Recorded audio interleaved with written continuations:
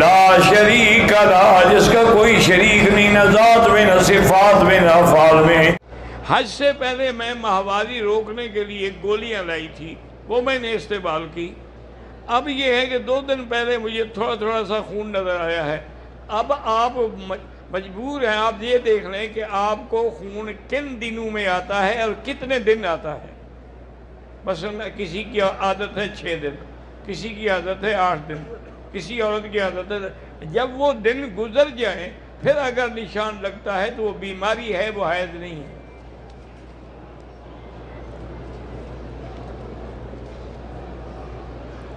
میرے پچھلے 4 سال سے جوڑوں میں درد ہے، حالانکہ میں جوان آدمی ہوں، تو اللہ آپ کو شفا دے۔ مجھے خود جوڑوں کی تکلیف ہے جس کی وجہ سے میں ویل چیئر پہ چلتا ہوں۔ میں اپنا علاج نہیں کر سکا تو تمہارا کیسے کر لوں گا؟ ایسے میں لوگوں کا خیال ہوتا ہے کہ مولوی شاید پھونک مارے گا تو آسمان تک چلی جائے گی، کہیں نہیں جائے گی، وہ بھی یہیں رہے گی۔ اب سنا ہے میں نے، ایک تو یہ ہے کہ بھی وہ آپریشن کر کے بدل دیتے ہیں، تغییر الرکبتین، یہاں ہمارے ہسپتالوں میں بھی ہو رہا ہے، پاکستان میں بھی ہوتا ہے، وہاں تو خیر 3-3 4-4 لاکھ روپے لیتے ہیں، یہاں جو ہے ہمارا مفت ہو سکتا ہے۔ لیکن بہرحال میں نے ہمت نہیں کی، اور وہ بھی کئی لوگوں نے کرایا ہے اور ٹھیک ٹھاک ہے، اب چل رہے ہیں، پھر رہے ہیں، نمازیں پڑھتے ہیں، رکوع کرتے ہیں، سجدہ کرتے ہیں۔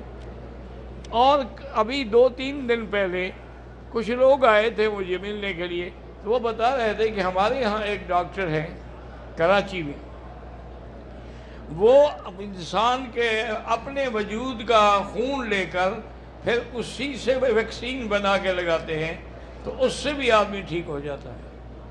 اب اللہ عالم، انہوں نے کہا کہ ہمارے ہاں تو کئی لوگوں نے کرایا ہے، لیکن اس میں ایک شرط ہوتی ہے کہ ویکسین لگانے کے بعد 4 ہفتے تک آپ کو بیڈ پہ سونا ہے، اترنا نہیں، چلنا نہیں۔